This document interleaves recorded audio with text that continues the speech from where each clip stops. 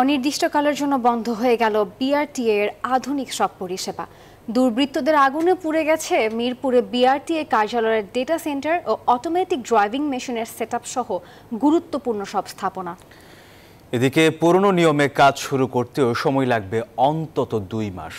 আর আগুনে পুড়ে গাজীপুরের বিআরটিএ প্রকল্পে ক্ষতি অন্তত ৬০ কোটি টাকা।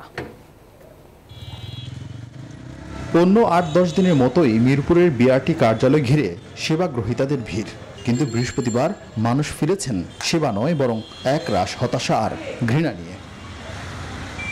কারণ কোলাহলের বিআরটি মিরপুরের কার্যালয়ে চারপাশ এখন শুনশান নীরবতা, যেন চলছে ধ্বংসযজ্ঞের প্রদর্শনীর আয়োজন। সার্ভার ডাউন সহ অনেক ক্ষয়ক্ষতি হয়েছে, বলেছে অ্যাটলিস্ট ২ মাস লাগবে ওনারা স্বাভাবিক অবস্থা আসার জন্য। আমরা সাধারণ জনগণ আমরাই ভুক্তভোগী, আমরাই ভোগ করব, এটি মানতে হবে। অথচ এই অফিস থেকে প্রতিদিন অন্তত ৩ থেকে ৪ হাজার মানুষকে সেবা দেওয়া হতো। নাশকতার ফলে driving licence, route permit, fitness সনদ ও গাড়ির নিবন্ধন প্রদানের মতো নগর জীবনের গুরুত্বপূর্ণ ৪ সেবা এখন পুরোপুরি বন্ধ।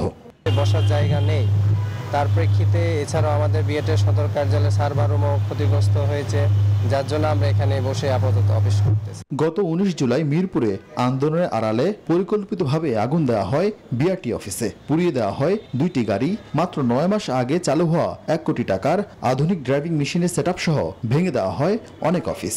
কাস্টমাইজ ডিভাইসগুলো তৈরি করে আনার জন্য সময় প্রয়োজন। এখন আমরা তাৎক্ষণিকভাবে বলতে পারবো না কত সময় লাগবে, তো সময়ের প্রয়োজন, ব্যাপক সময় লাগবে।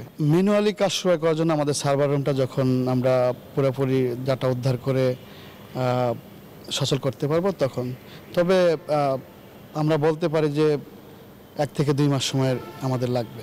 ১৬ জুলাই পর্যন্ত যাদের লাইসেন্সের মেয়াদ শেষ হবে তাদের সবাইকে ২ মাস সময় দেওয়ার কথা জানিয়েছে বিআরটিএ।